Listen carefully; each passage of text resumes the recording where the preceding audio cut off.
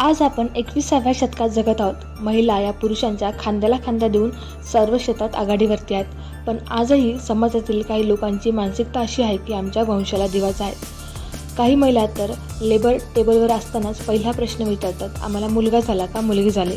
मुलगा झाला असं सांगितल्यानंतर म्हणतात की हा माझा पुढचा त्रास वाचला। तर नेमकं ही परिस्थिती आजही का बदललेली नाही आणि याविषयी लोकांची काय मानसिकता आहे हेच आपण या व्हिडिओच्या माध्यमातून जाणून घेणार आहोत। तुम्ही जे आता म्हणालात की आजच्या शतकात सुद्धा महिलांना स्वतःला जेव्हा मूल व्हायची वेळ येते तेव्हा तो मुलगाच हवा असं वाटतं। याला कारण मला असं वाटतं की आपली जी सामाजिक आणि कौटुंबिक परिस्थिती आहे ती मुख्यतः खूप मोठ्या प्रमाणावर जबाबदार आहे। सावित्रीबाईंनी जरी आपल्याला शिक्षणाची वाट खुली करून दिली आणि त्यानंतर आंबेडकरांनी तयार केलेल्या राज्यघटनेने जरी समानतेचा अधिकार दिला तरीही आपण कुठेतरी स्वतःला अजूनही दुय्यमच मानतो।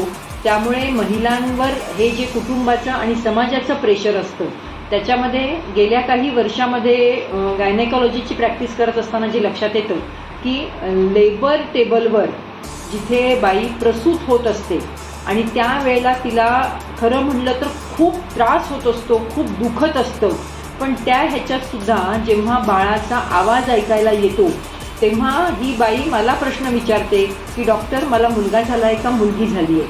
जिथे की डॉक्टर म्हणून मला असं वाटतं की ह्या बाईचा पहिला प्रश्न काय असला पाहिजे, मॅडम माझं मूल सुरक्षित आहे ना, बाळाला काही त्रास नाही आहे ना? पण असे प्रश्न आम्हाला विचारले जात नाहीत। आणि याच्यातली मला स्वतःला खेदाची गोष्ट जी वाटते की ही महिला तिच्या पहिल्या वेळेला जरी बाळंतीण होत असली तरी सुद्धा तिचा प्रश्न असतो की मला मुलगा झालेला आहे का मुलगी झालेली आहे?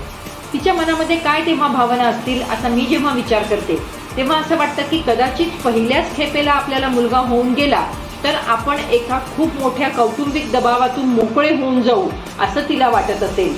कदाचित तिला असंही वाटत असेल की पहिली मुलगी झाली तर माझ्यावर दुसरं तिसरं गर्भारपण लादलं जायची शक्यता आहे आणि त्या प्रत्येक वेळेला मला मुलगा कसा होईल याची चर्चा घरामध्ये होईल, त्याची अपेक्षा कुटुंबातल्या लोकांकडून ठेवली जाईल।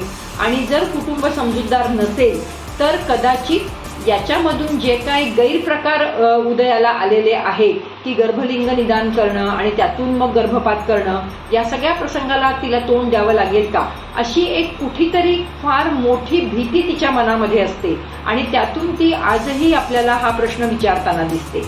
दुसरी महत्त्वाची गोष्ट मला अशी वाटते की आजही महिलांनी स्वतःकडे एक व्यक्ती म्हणून बघायला त्या शिकलेल्या नाही आहेत।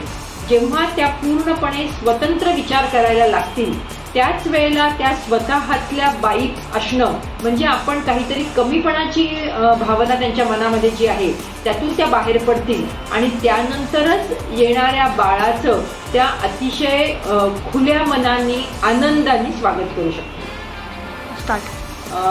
मी स्त्रीरोग तज्ज्ञ म्हणून माझ्या सर्व मैत्रिणींना असं सांगू इच्छिते की आपल्या पोटामध्ये एक मूल वाढवणं आणि निसर्गाने बायांवर दिलेली जी प्रजननाची मोठी जबाबदारी आहे ती सक्षमपणे निभवणं याच्या इतका दुसरा मोठा आनंदाची गोष्ट नाही आहे।